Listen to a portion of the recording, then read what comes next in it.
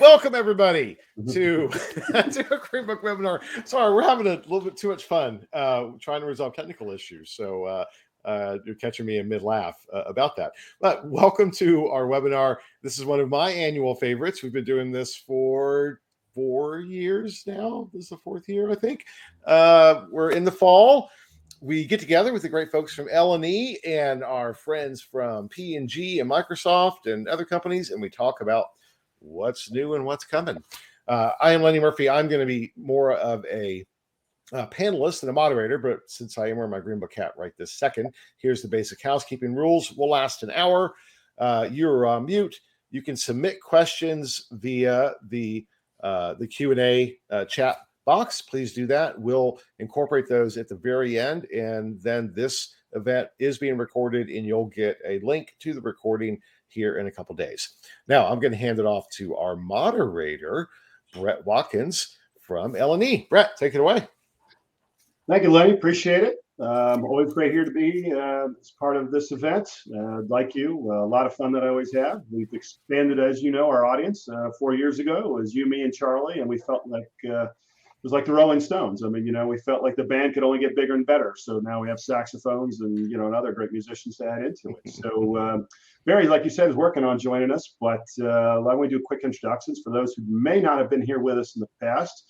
Mom always raised me to say ladies first. So Kelly Hammock here with L&E Research. Kelly, tell us a little bit about yourself and introduce yourself to everybody.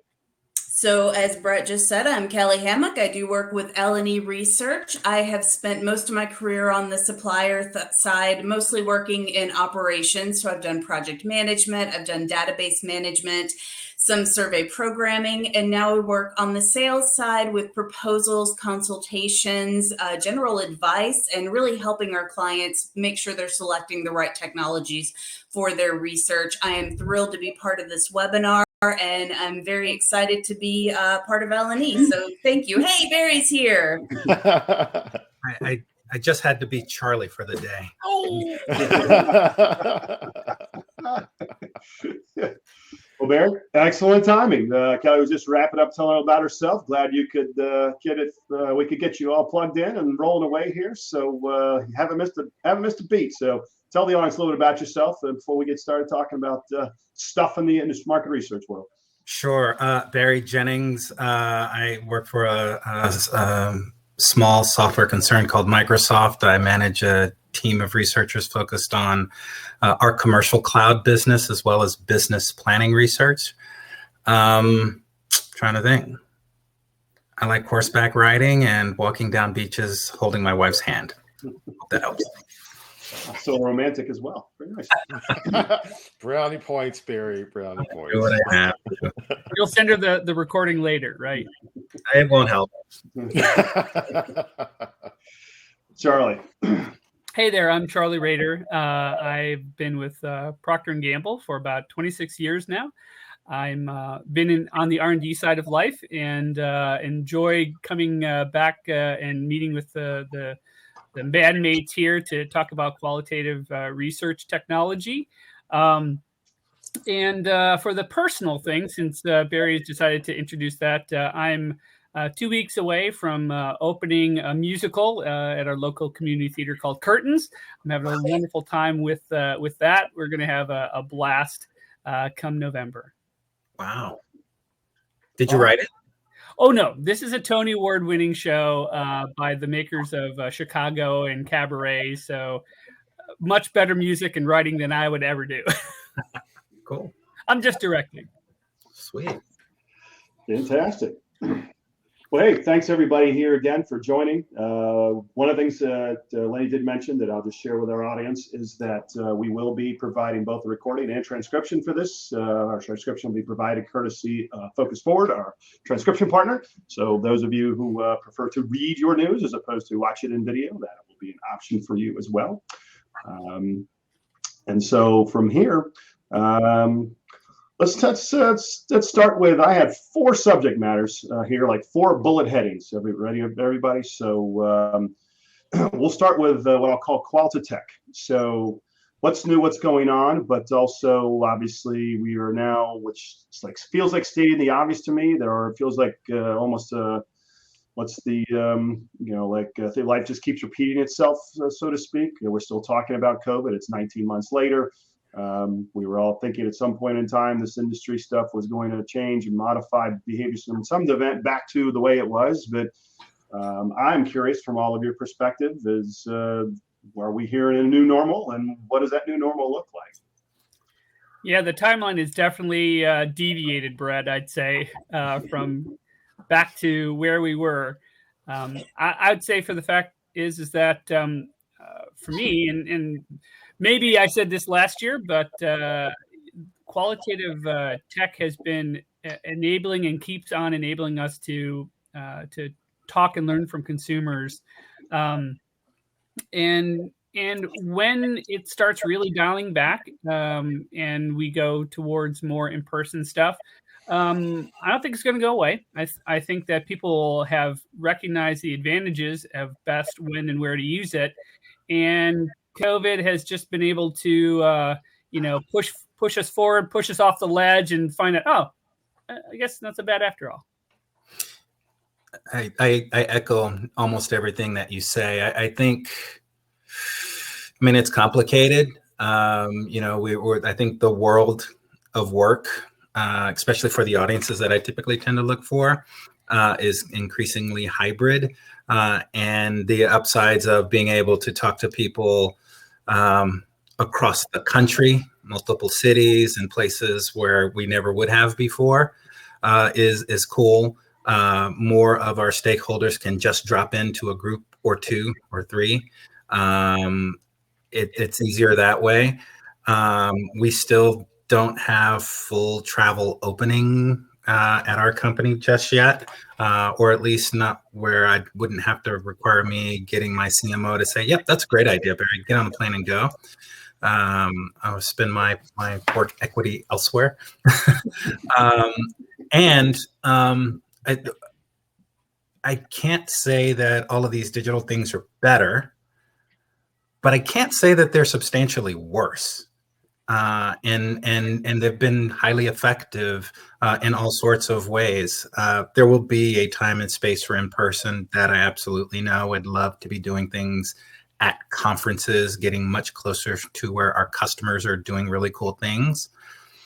But for now, this works and it's scalable and it's effective. And that's at least where we are right now. Barry, that's a really good question. I'm curious, so from our side, on supplier side, right, when, having obviously a lot of in-person research capabilities, you look back to last year and it was like corporate travel's out until July, corporate travel's out until October, corporate travel's out till January 22, corporate travel's out to July of 20 or July of 21, sorry. And now, now we are, of course, nearly the end of 2021. Have you been given any indication at all as to when that's going to be changed again, like travel-wise? Or I'll answer. We've always been more principle-based in how we are choosing to do research, and so being on the R&D side of consumer research at Procter & Gamble versus my CMK colleagues that do a lot more with advertising, communication, shopper kind of a thing. We want to be sure that we're doing the right research for the right reasons. And so, like Barry alluded to, it's not that we aren't allowed to do in-person research. We just need to make sure that it's the right research that, keeps both our employees as well as our consumers comfortable, confident that, we're not continuing this pandemic, so to speak. But yeah, on the R&D side, we make stuff that people need to touch, feel, smell, experience, and sometimes there's just no substitution in an online world to do that. Or we're doing contortions and backflips to make sure that product arrives before any qualitative interactions, and it makes the job of the L&E project managers a whole lot more difficult too. Well, Barry, I was just asking you that before as well, just because we've been hearing that a lot from clients, and the question is, when do non-essential travel or, as you mentioned, like, hey, I don't want to go up to my CMO and ask for that particular thing, right? So, is there any indication on your end as to what that feels like? Or? Yeah, no. Mainly because I think it's a function of our go back to work thing. And so that depends on where you are, what's going on at any given time. Our campus isn't fully opened. My guess is when that happens, more of that will unleash. I will say that there is business travel happening, and it's more site to site type stuff. And I do believe that there are some people going to conferences in person. I don't think it's verboten per se, but it's just how thoughtful do we have to be in it? And again, I can tell my team, I can't compel you to do that. And there's a really viable option over here that works right now. And I think once things, again, fully open, that just kind of says, yeah, this is the one that I want to hop on a plane and go to because it just makes more sense. Interesting. Lenny, here's a question for you. I'll let you start with on the technology side is obviously, Charlie and Barry just both mentioned there's been some good things that really have been compelling that have got them forward. Based on your experience and what you see and talking, I know you talked to a lot of people in the industry. Is there anything out there that's exciting people right now? And on the other side, is there anything that's disappointing? So is there the thought, is there things should have been further along perhaps in the tech sector, or what do you think? So I think we were all waiting for a long time for digital qual to arrive, right? And nobody realized it would take a global pandemic to make that happen, but it did. So it's been interesting. I think that most of the technology companies that were leading the curve before now quickly had to scale. So that their technical challenges became, oh crap, we got to grow really fast, and that really has been a challenge for a lot of those companies to staff up, to onboard, to deal with more prosaic business challenges to make sure the technology could meet the demand that was coming forward. I think now we're beginning to see, after people were kind of through that oh crap mode, into real innovation and thinking through what that looks like. And I think what's really telling is to look at the companies. If you don't pay much attention to the M&A activity in the industry and the investment activity, you really should, because it's one of the leading indicators. And there is a buttload of money flowing into this industry right now, tons of money, and including mostly into the technology side, and including qualitative technology providers. So that is a very telling thing. And if you look at those companies that are incorporating, they were primarily quant platforms. They figured out scale for quant. Now they're figuring out how to scale for qual, and moving into that same mode. And that's going to then unlock more incremental innovation. And I think that's going to what that's really going to come down to is going to look a whole lot more like ethnography at scale. I think that's really where we're going to see a lot of innovation, not so much around groups, not so much, kind of the traditional applications, but to get real world with consumers in real time, and to get the same level of analytical sophistication, because that's the big barrier, so that asynchronous looks like synchronous in terms of the ability to ingest information and adapt it on the fly. And sorry, I'm kind of going off a little bit, Brett. The sexy is kind of behind the scenes, right? I mean, it's not so I don't think we're going to see lots of real cool, oh my God, like AR, VR. I mean, maybe that'll come. We've been waiting on that for years too. It's a whole lot more of creating massive efficiencies and scalability to to deal with video analytics, to deal with text analytics, to deal with voice analytics, to help one moderator moderate a discussion with 1,000 people at a time versus the way we've traditionally done things. And I think that's where most of the innovation is really happening. And again, that's where the money is going. So that's what the market is betting on as well, on where we're going to see. That also speaks to the market is not betting on a snapback to 80% in person and 20% digital. The market is betting on something that's going to be more digitally led going forward. But as Charlie said, right? I think we'll see a really cool true up around the appropriate research that is sensory driven, right? If you got to touch it, taste it, those things, that means in person. And for consumer product manufacturers, they're going to continue, and food manufacturers are going to continue to invest a lot of money in doing those things because there is no technological replacement for that.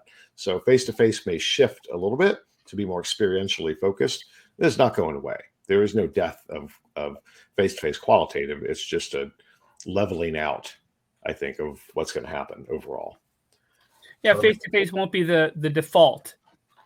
Right. I think right now the default is online and having to make the choice about whether or not you can get enough of the psychological stimuli effectively communicated in a 2D world. Yeah, I totally agree with that for sure. I think for us, it's less about having to touch it. We can do more of that stuff digitally. So that's pretty, we're lucky that way. But finding the right types of people, sometimes they're at conferences that we throw. We do a big developer conference and I send people there, and sometimes we just have lunch with people who make software and talk to them. And there's a huge cohort, and they're all expressing issues around the same problem, and it's organic. I mean, granted, it's a conference that people flew to Seattle for, but those conversations are authentic, they're organic, and they make sense. And we need that. That is easy. And I'm going to do a shameful amount of MPF work ahead of a conference to make sure that the words are right and we're saying the right things. And it's real easy to do them digitally, especially since the innovations that are happening with some of these digital methods are really making the experience much more like a real focus group. You touched on something, Leonard, about the innovation. I've been on some really, really bad ones. I love Microsoft Teams, and it is a fantastic platform. And it's not optimized for things that you like in a traditional focus groups. Same with Zoom, same with some of the other things. Just because you're making a digital connection doesn't allow you to do what you need to do. And there's been this arc where early in COVID, it's like, oh, we've got a digital connection, we can do it. And it's like, oh, you're killing me. And then now there are some that are just good and robust. And I just see that as being almost the default for things that make sense. Yeah. Barry, I'd say that, researchers have been, hacking available technology, whether that's Teams or other, video conferencing types of solutions, to say, well, this is what we have available. This is how we can connect to people. Let's move it on. And I'll give Teams a shout out. We use Teams inside of P&G, and its growth and utility has grown tremendously. It is still, however, to your point, it's not a qualitative research platform, as some other platforms have been built very specifically towards that, so that you're getting, a stream and you're being able to capture notes and being able to manage your recordings better. But people are taking the plunge because that's what's been available. So yeah, I mean, I think there is tools that were developed for what we're doing in our industry, as well as the fact that people just said, I need to get going. But the cool thing though, and like Zoom, Zoom has now become a noun, right? The Zoom fatigue. well, yeah, there's that. So I think there's a huge opportunity now for that in that leader position. They are the leader, period, end of story, right? The other things will come, but that's the default. And being able to, because they're built on APIs and very extensible, I think that there's a lot of opportunity now to move away from custom solutions and to build a qualitative research centric suite of tools off of Zoom, which will make it easier for respondents and for buyers because it'll decrease friction. It'll just, oh yeah, it's Zoom. Okay, I know how to do this. I've got the plugin. It's boop, click, go. So I think there's some really exciting and interesting opportunities there of increasing efficiencies, utilizing the tools that we've all just kind of gotten used to now, right? Because our kids are on it, or we're, whatever. So that's going to be interesting to see how we adapt to these new technologies that have just become ubiquitous, while helping to tailor them for research because they allow it. They allow API integrations versus the old days of using Adobe Connect, right? I mean, we did that back in the Rock Opera days. We used Adobe Connect for online focus groups 10 years ago. It worked, but it didn't work well. It was a square peg in a round hole. So we'll see. One of the things, shout out to Focus Vision, who also hacked Adobe Connect and built modules around that platform to build their interview platform. Absolutely. 2020 did the same thing. Yep. So, one interesting thing that we should also worth mentioning on this is that, user testing, which I would consider falling more into the qualitative side of things, the UX company just filed for an IPO. So what does that tell us when a UX company is going public? So, aiming for the same type of valuations as Medallia and Momentive and, well, they won't get Qualtrics, but that's pretty telling when a company like that goes public. Kelly, you would know a little thing or two about technology and some things we're doing that, wouldn't you? I do know a couple of things. So I think kind of to summarize some of the things that the fellas have just said here, and some of this may be stating the obvious, but the pandemic really has pushed us over this hill that we were begrudgingly going over as an industry. And now that we're over it, I think we're just starting to see the possibilities that technology can bring into our focus.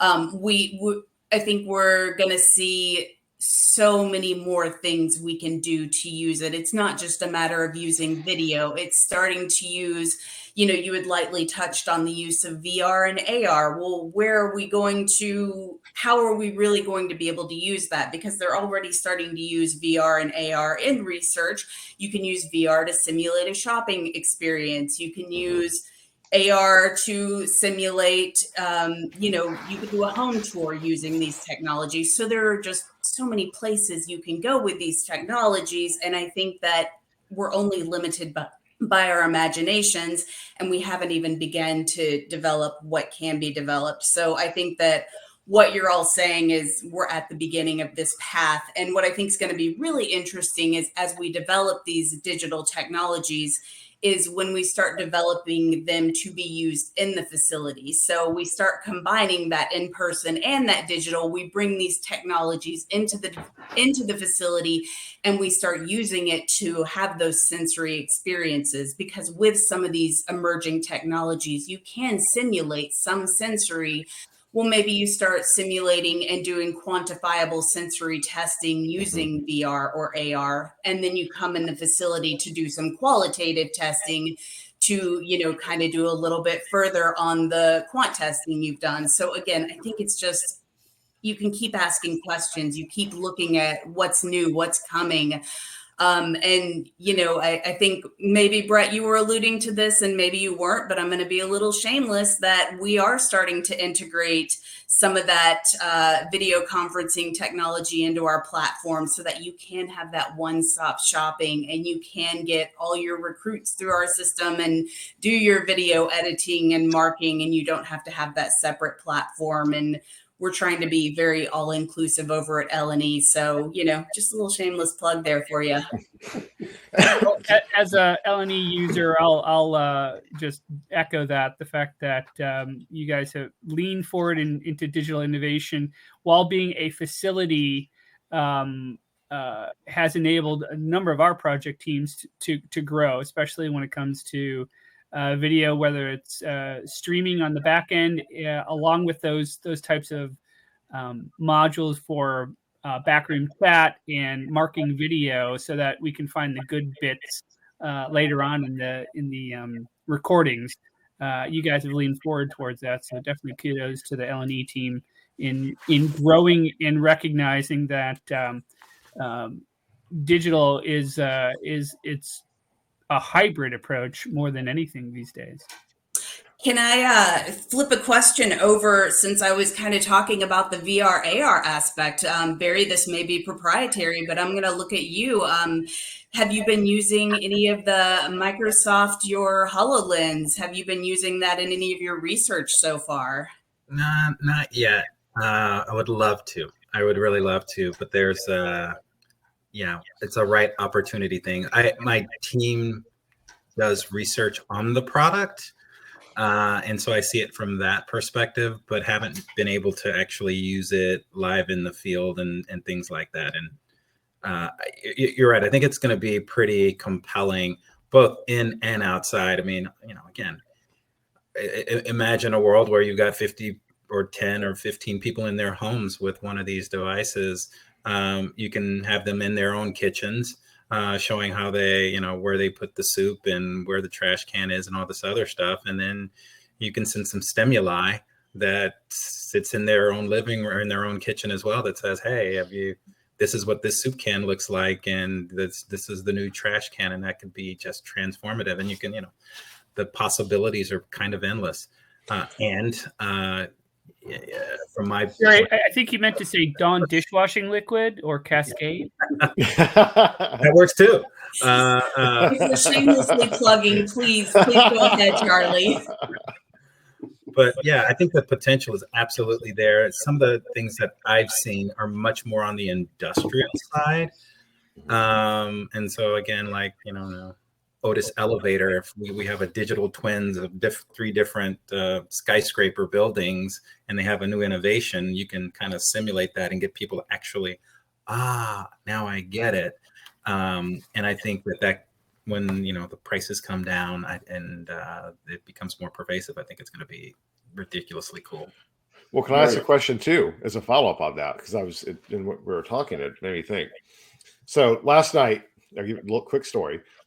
My wife and I were out and we went to our local Kroger to pick up a couple things. Right now, we have a family of 6. A couple things for us turns into 100 things, right, pretty quickly. And we were not thinking about the Great Resignation. So this is a very large Kroger, 20 aisles, right? 20 lanes, checkout, all closed, only self-checkout available. And I counted 4 employees in the whole damn store trying to keep this open. We've got a cart with 106 items in it, right? We have to self-checkout. Now, I left that experience thinking, yeah, I'm just ordering going forward. I'm not going to put myself through that again. That was ridiculous, right? Just click it, order it online. And here's what made me think about. So we have dealt with COVID, but now we have these follow-on effects and the transition to digital shopping, the Great Resignation, supply chain issues, right? And I think we're foolish to think those are blips on the radar. They may last for months and months. Behaviors will change. Does that drive us towards even greater reliance on digital, particularly to understand shopping behavior and usage behavior towards new digital technologies like HoloLens? Because consumer behavior is going to change again, fairly dramatically in a result of these new things, because it's just a pain in the ass to go to the store, like, truly. So, innovation just happens. So I don't know if you've ever been to an Amazon store. no, but I was thinking about last night that I wish we had one. Right, and so if you had your 100 items in your cart, you just walk out the door because it's already been accounted for and you've paid for it. It's going to hit your credit card as soon as you cross that barrier, and your biggest problem is like taking your cans and your toilet paper and, I don't know, putting them in bags in your car. I'm not sure how that portion of it works. And how does that transform shopping? And I'm sure on their side, it's probably a gold mine from a data and insights perspective. But I think those are sort of the evolutions to come. And yeah, I've been in the line with the big cart where there's 2 people and 90 people in the line. And it's, I don't see that ebbing anytime soon either.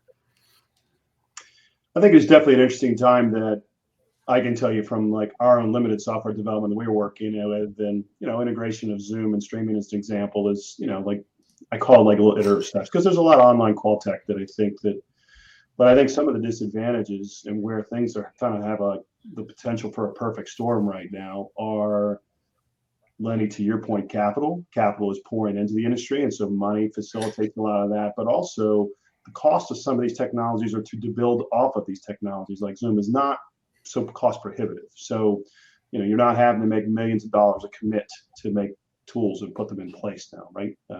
All these things I think seemingly are kind of happening at once, and it really is a fascinating time. And I look at one of the things kind of as a little bit of a pass on. One of my next points I was getting at is you look at like artificial intelligence. I heard Barry and Charlie, you both talk about the analytics on the back end, right? And you still can get all that video content, but that's a lot of looking and a lot of scraping, right? So I know we've worked with a couple of tech partners that have kind of got more into the AI side. Have you all been having positive experiences with that, or really like what you see?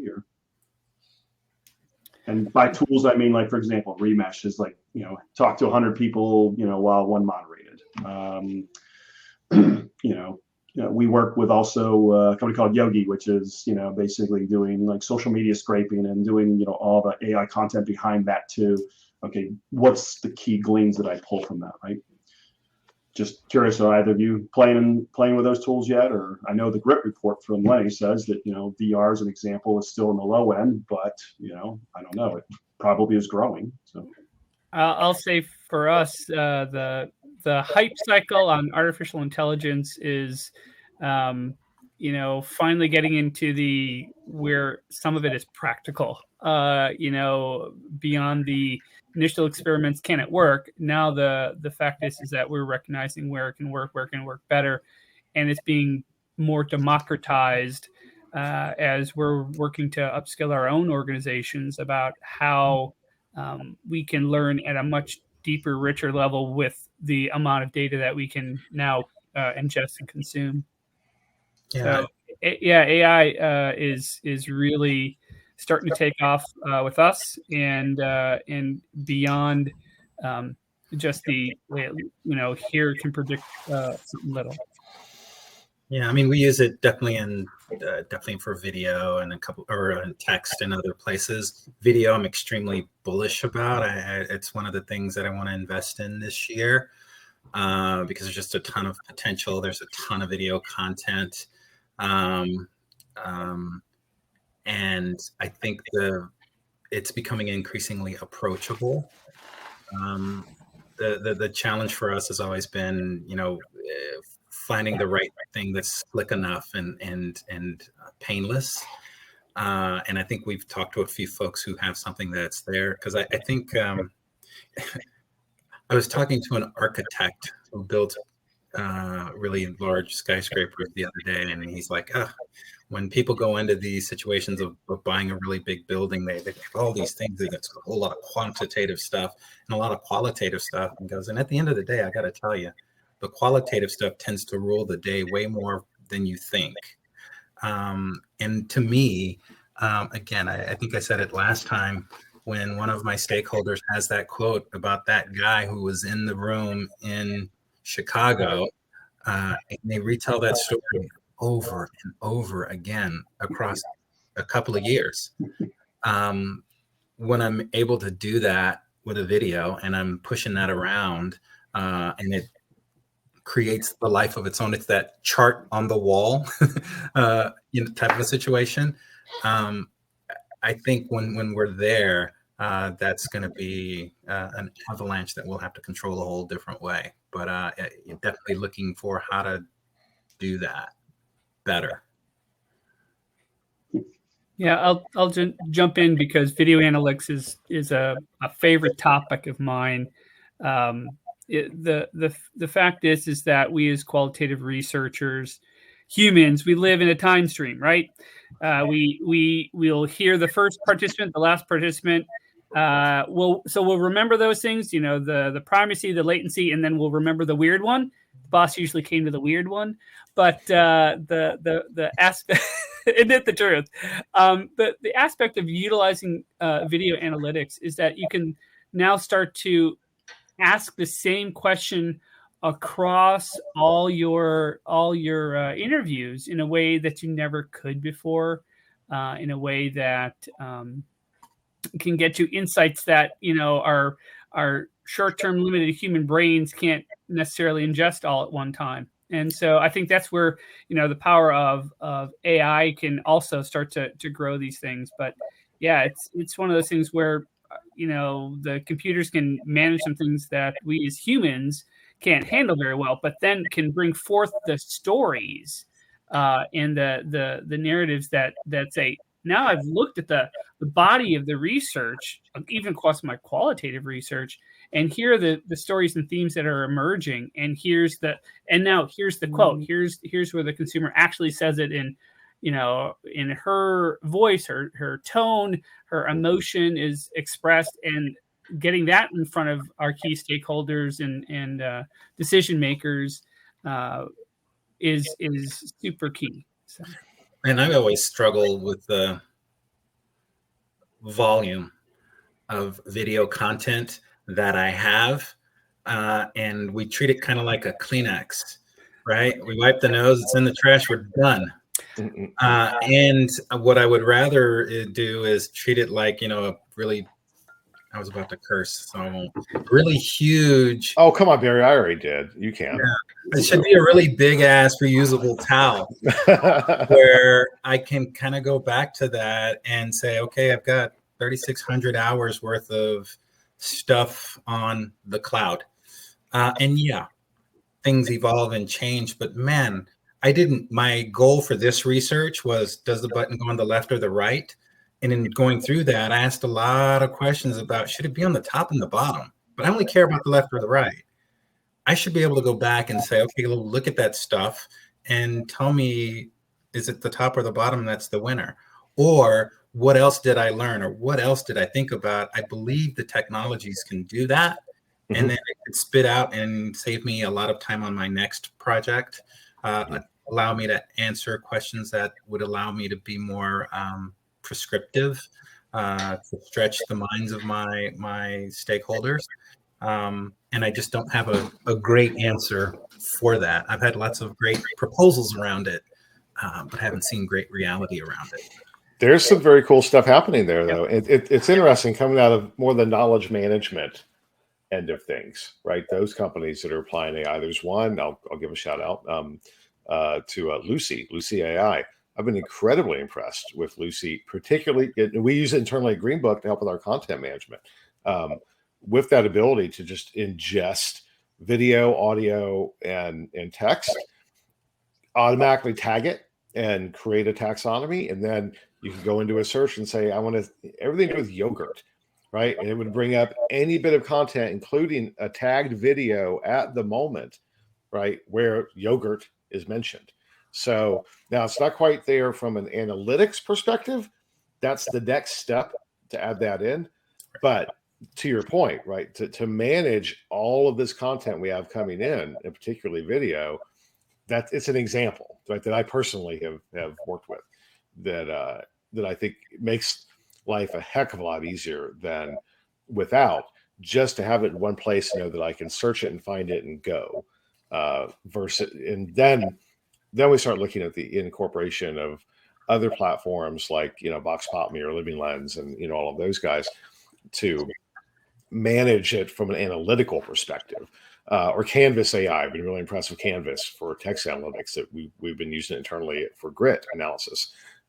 So it's coming along to get there. I think we're almost there where we'll see the merger, and maybe the private equity guys will hear this, merge Lucy and Canvas, and hey, you got a great solution, right, or something of that nature. But I think we're almost there. Well, we'll get to that point, Barry, where it's not just keeping it in one place, but it's also to make it easy to unlock the analysis across all of that unstructured data type, just like we can do right now with the structured data. I'll chime in with the fact that Barry, I normally think of qualitative research having the shelf life of a gallon of milk. So I'll continue Lenny's dairy example there, but the fact that the projects that we're doing generally have some relatively tight research objectives. Is it on the right or is it on the left? Is it green? Is it blue? What are the answers that we're trying to get out of there? But the value, if then we can be able to mine that piece later to put it into an appropriate library that we can do search before doing research is really key. And those technologies are starting to be there. There isn't, I'd say, to Lenny's point, I don't see anything that's quite fully integrative yet, as well as the fact that there is an organizational will to recognize the value of a library level kind of research. I'll say sometimes, each project at P&G, they have their own needs to be met. And then the needs of the larger organization sometimes certainly get a back seat to that. And so organizing libraries and making it searchable and usable is a secondary objective, and but could prove to be even more valuable, because at least you could, if you can query, if you can mine it, and you can find some of the answer about top and bottom, even though you just did left and right. Think of the value in not having to do another recruit, and being able to realize some of that insight, or at least you've asked and gotten some of the basic questions answered before having to say, what's the new question that we need to be answering? One thing a company like Palantir will realize there's enough money to be made in this category that they'll step in and they'll solve it like that, because they already have in defense and those type of areas. These technologies do exist. They just haven't been applied to our business issue yet. Mm-hmm. Right. Yeah, it's just getting that creativity and asking the right questions to get those developers thinking, oh, this is what they need. So how do I build the solution for what they need so that I can give them that all-inclusive package that they can do A, B, C, and also all the way through X, Y, and Z. Right. But we're getting there. Again, look at the numbers. The new ESMA report came out for 2020, right? The industry grew, 89 billion now, just shy of 90 billion globally. We're becoming a good-sized industry, overall, where people are taking a serious look, and we'll see more money being pumped in to solve those problems, because again, they already have been, just in bigger sectors. Well, one last quick question, as we're getting close to the end here, and I've got a few questions that have added up for all of you experts. This is one specific for me for qualitative researchers. So most people think of do-it-yourself, like in-house versus out-house. But if I take it a step further, I think about if I'm a 20-something who's maybe wrapped up my maybe graduate degree, but undergraduate degree. I'm starting to get my first few years and experience. And the model that used to be 20 years ago was, if you were in qualitative, you would kind of evolve to the agencies, or then eventually, or you'd be at an ad agency maybe, and you kind of spin off on your own. Now it seems like there's a lot more work that's being done behind the scenes at brands, and the relationship and what you're getting is a little different. So if I'm a qualitative researcher, where do I see my future? Am I going to be looking to be brand side, or am I going to be looking more supplier side? Yeah, that's a good one. Darn good question. I mean, the fact is, even though we're spinning up, I'm sorry, Barry, go ahead. No, I wasn't saying anything. Go. All right. I think even as we talk about AI and these technologies, there is still quite a ways away from being able to understand and perceive patterns like the way that humans do. And I think qualitative research and expertise is needed at both ends, because on the client side, sometimes we have new folks that aren't as well ingrained in understanding how to do the research, and having supplier relationship managers that can point to the right types of solutions and help refine those research questions are key, as well as the fact that our brand and business leaders need to always have empathy and curiosity about the human problems that our technologies and products are trying to solve. I don't know if that really answers your question, but I think there isn't, I'd see, any one particular pathway into good quality market research. And I'm not sure if I understood the question, but I'll tell you what I was thinking anyway. From my perspective, we're always going to need great qual researchers. We spend more than a fair amount of time working with folks to make sure they understand the crap that we're trying to get them to have conversations about. And for things that, I don't know, aren't real yet, we need people who can conceptualize that stuff and translate it into ways to people who should know generally what this stuff could do, and then get them to follow the line of questioning that gives them to make credible decision making type of inputs for us. Folks on my team do a little bit of that, and it will probably almost always be a little bit of that in situations where either it's with customers and it just doesn't make sense to pull somebody in, or it's tented and it just the legal ways to get our people into there would be problematic. And scale, we need scale. It's not where I want my people to be putting a bulk of their time just because they got other crap to do. So, for me, it's better to have a healthy ecosystem of people who know what we're talking about, how we're talking about. I am quite certain we pay really good money for a moderator who can talk to some developer. There's this data science, and she knows the ins and outs and all the statistical stuff and leverages R and knows what an IDE is and blah, blah, blah. I need somebody who can talk to her and 10 other people like her. And the more that they do that over and over again, they get smarter at it, and then they become better consultants to my business. And they can tell me, no, you really don't want to answer those ask questions this way. You want to go that way, because I've done this 25 times, or I've talked to 1,000 of these people. And so, I would guess that that bodes well from my perspective to have a healthy set of folks on the supplier side who are building that type of knowledge and making themselves truly an added value to what we do. Okay, Lenny, I know you talked a little bit about that in the Grit report. You final mic moment here before we get into questions. No, good, and thank you. I give a plug. I mean, the current wave of Grit is out in the field right now. So if you haven't participated, please do, because those are some of the questions that we ask. Right, where we're trying to determine what does that future look like. What is the shifting landscape of how people spend their time, where their priorities are, what are the skill sets we're looking for.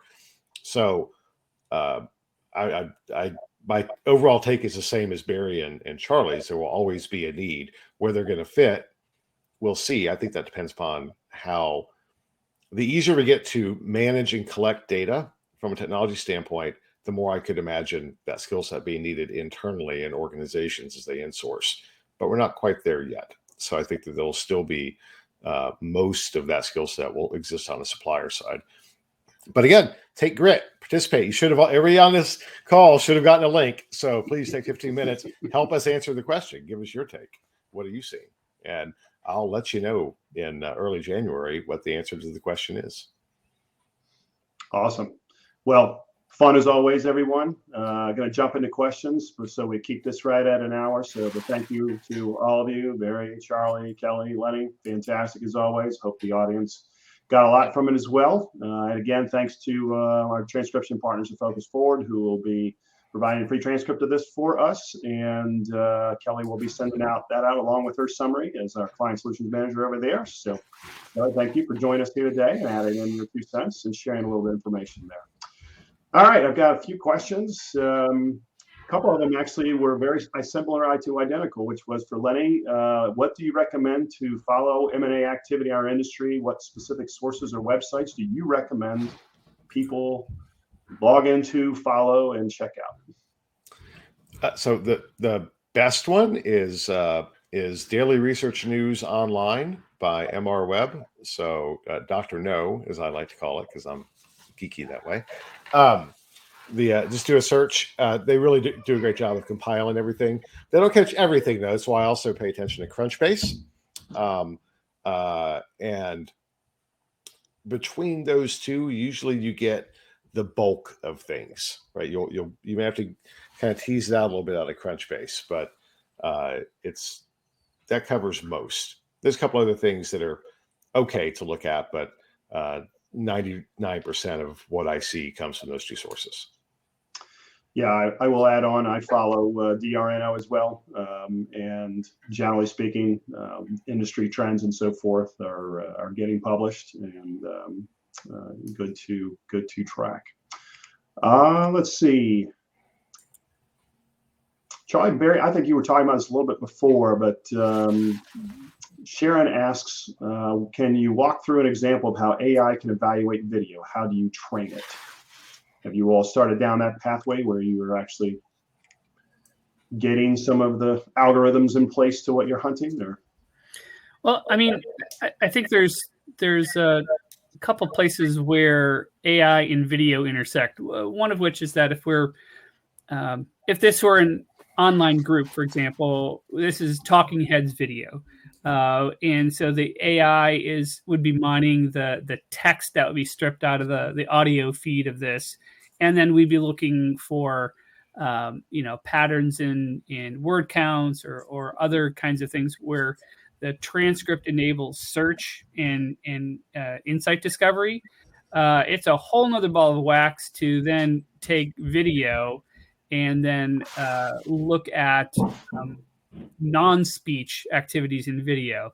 Those are whether user experience of a website or an app or something like that, or watching people do the hand dishwashing in their sink, and what sort of actions that they have there. So I'd say the industry for the most part has a lot of the first part done.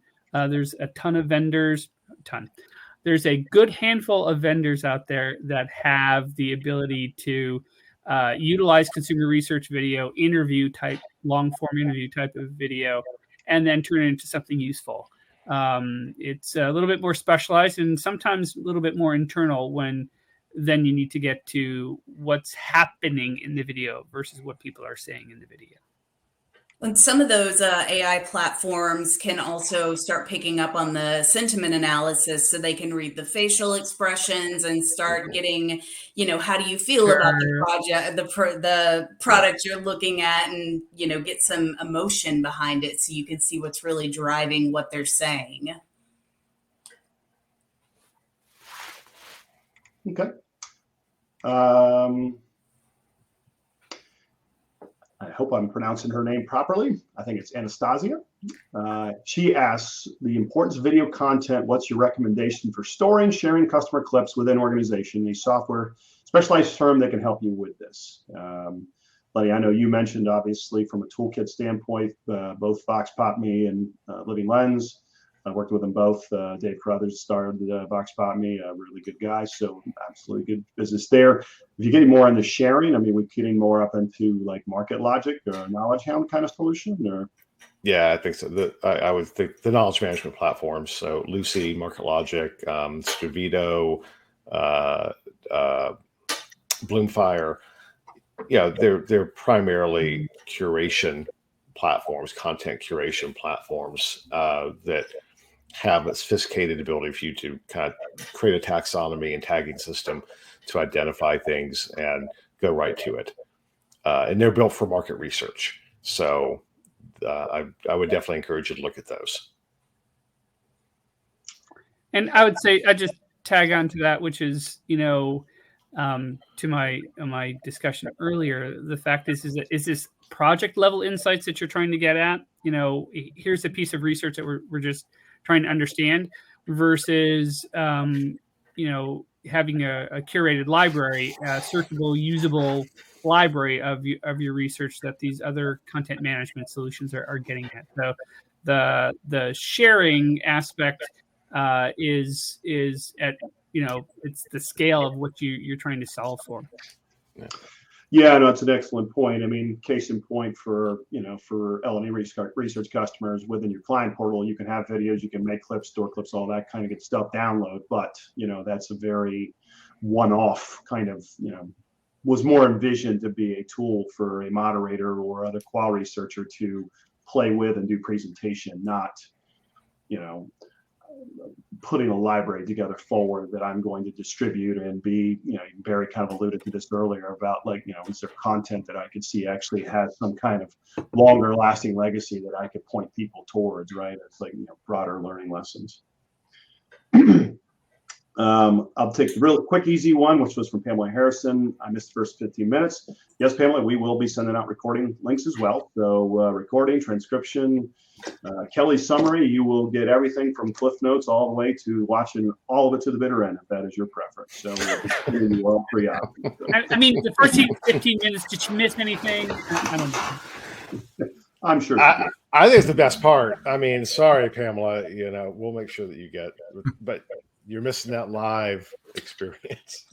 I forgot even Barry missed the discussion about who had the best hair, and I was really offended that I got left out of the discussion. So in any event, you do know, Barry. See, Charlie and I are trying to catch up with you. It's your fault. Last year, you made us. I know we got a long way to go, but you started something, man. You started something.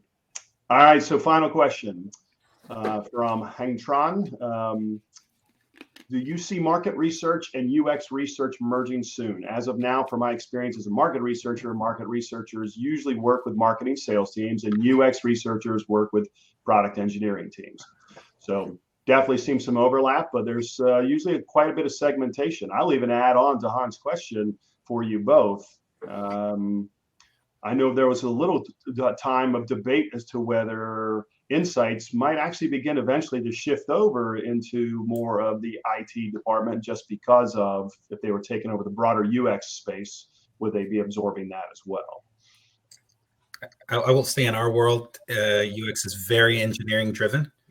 I wake up every day to a UX researcher, and sometimes we're like the Hatfields and the McCoys. So we have very pointed points of view. I typically, my stakeholders typically are marketing, but also increasingly, since how we market and sell is increasingly consumption and technology driven, that gets really intricate. We collaborate with those teams more and more and more. But I think that there will always, at least in our world, be fairly distinct. Additionally, I care more about the 5,000 foot up. In many on the UX side, it's a little bit of a lower elevation, because it's much more like, how do we make this experience better? And it's the sum of all the little steps a lot of times that really need deeper investigation. So I would guess I don't know. I can only speak from my point of view. I'm guessing that they will shake hands and agree to disagree and collaborate, but probably not merge. From the P&G research and development point of view, Procter, while we generally want you to buy stuff that are on shelves or at least on Amazon shelves as well, the fact is that our consumers can benefit from digital experiences that we're working on and creating. There's a variety of apps, from the LA Skin Advisor to Tide, stain detective, I think it's called, that how do you remove those tough to get out stains. That kind of information helps consumers use our products better, get a better experience out of it, generating loyalty, sales, et cetera. But UX is very much going to be a part of that piece.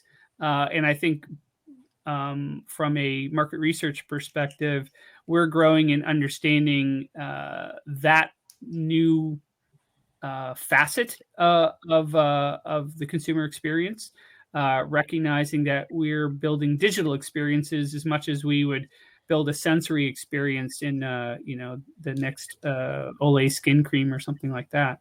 And I'll call back to Lenny earlier on. He mentioned user testing. There's other companies like User Zoom that are very much that hybrid of UX CX kind of stuff, where we're wanting to follow along when people are scrolling through their phone or on a website, and be able to get an understanding of where they're clicking, what they're doing, how are they achieving what they want to get out of it, and how are we measuring and monitoring that. Awesome. Well, on behalf of L&E Research, Kelly and I thank you so much, Charlie and Barry, for joining us. Lenny, as our partner at GreenBook, always great to have you here as well. Any final words or thoughts before we say so long? We ate an hour already? Again? I know. Can you believe that? Yeah. Same time next year, guys? Sounds like a plan. Sounds good to me. All right. Thanks, everybody. All right. Thank you again, everyone. Take care. Take care, guys. Bye now. Bye.